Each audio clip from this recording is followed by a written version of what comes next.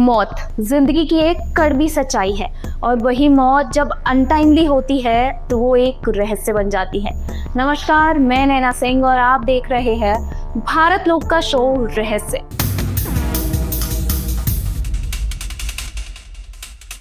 रहस्य के दूसरे एपिसोड में आज हम बात करेंगे 17 जनवरी ईयर 2014 में हुए सुनंदा पुष्कर के मौत की, जिनकी डेड बॉडी एक होटल के कमरे में मिली थी। हालांकि सुनंदा अपने आप में एक सक्सेसफुल बिजनेस वुमेन थी, लेकिन कांग्रेस नेता शशि थरूर से उनका रिश्ता इसे एक हाई प्रोफाइल केस बना गया।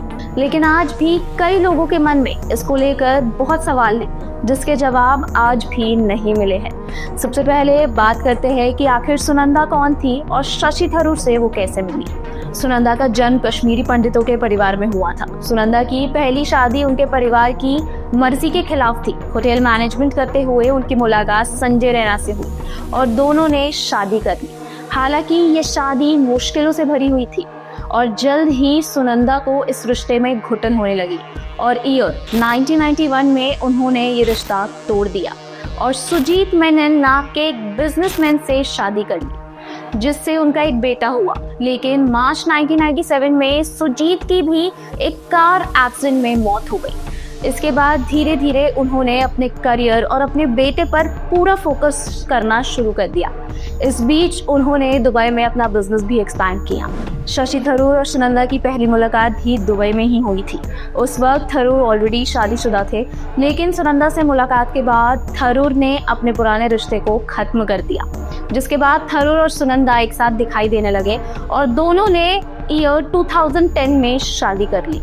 हालांकि सुनंदा के लिए दुबई से दिल्ली का सफर बिल्कुल भी आसान नहीं था। उसके बाद से दोनों दिल्ली में रहने लगे और सुनंदा पर हमेशा मीडिया की नजर रहने लगी, क्योंकि अब वो एक राजनेता की पत्नी थी। इनकी शादी के ठीक 4 साल बाद यानी ईयर 2014 में इनकी जिंदगी बदल गई और इसकी शुरुआत हुई 31 दिसंबर 2013 की रात, जब सुनंदा गोवा में एक न्यू ईयर पार्टी में थी, जहां उन्होंने अपनी दोस्त से कहा कि मेरे पास जिंदगी की केवल 2 साल है, मुझे सब कुछ जल्दी से जल्दी करना होगा। और ठीक इस बात के 17 दिन बाद वो दिल्ली के नीला पैलेस होटल के रूम नंबर 345 में मृत पाई गई। हालांकि इससे 2 दिन पहले से सुनंदा का नाम खबरों में छाया हुआ था। ऐसे में अचानक उनकी मौत हो जाना लोगों के लिए काफी ज्यादा शॉकिंग था। अब आप सोच रहे होंगे कि आखिर मरने से 2 दिन पहले तक वो क्यों खबरों में छाई हुई थी।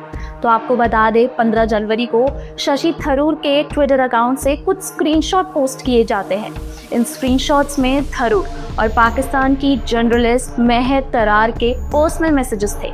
हालांकि शशि थरूर ने थोड़ी ही देर में कहा कि उनका ट्विटर अकाउंट हैक हो गया था। इसके ठीक बाद उनका अकाउंट डीएक्टिवेट हो गया।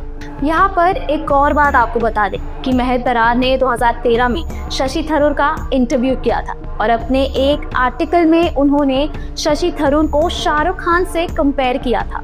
हालांकि बोला जाता था कि सुनंदा को थरूर और तरार की नज़दीकियों के बारे में पता था और उन्होंने अपनी एक दोस्त से इसका जिक्र भी किया था। वहीं ये भी माना जाता है कि सुनंदा के कहने पर ही थरूर ने महर तरार से बातचीत बिल्कुल बंद कर दी थी।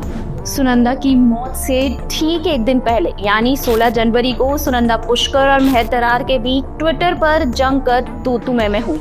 सुनंदा ने महर पर उनके पति को स्टॉक करने का आरोप लगाया। वहीं महर को आईएसआई एजेंट तक कह डाला, जिस पर महर ने कहा कि सुनंदा अपना मानसिक संतुलन खो चुकी है। इन सब के बाद उसी दिन सुनंदा और शशि थरूर ने एक जॉइंट स्टेटमेंट रिलीज किया, जिसे थरूर ने अपने फेसबुक पेज पर शेयर किया।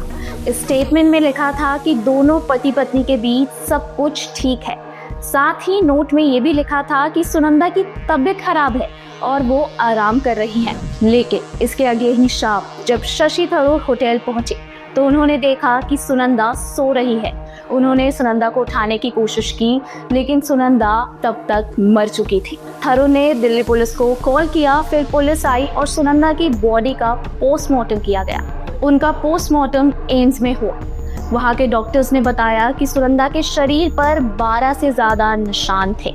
इसमें एक निशान उनके गाल पर था और साथ ही इंसानी दांतों के से काटे जाने वाला निशान उनके लेफ्ट हैंड पर भी था। उनके शरीर में ऐसा कुछ भी नहीं मिला जिससे यह कहा जा सकता है कि सुनंदा की मौत दवाइयों के ओवरडोज से हुई थी।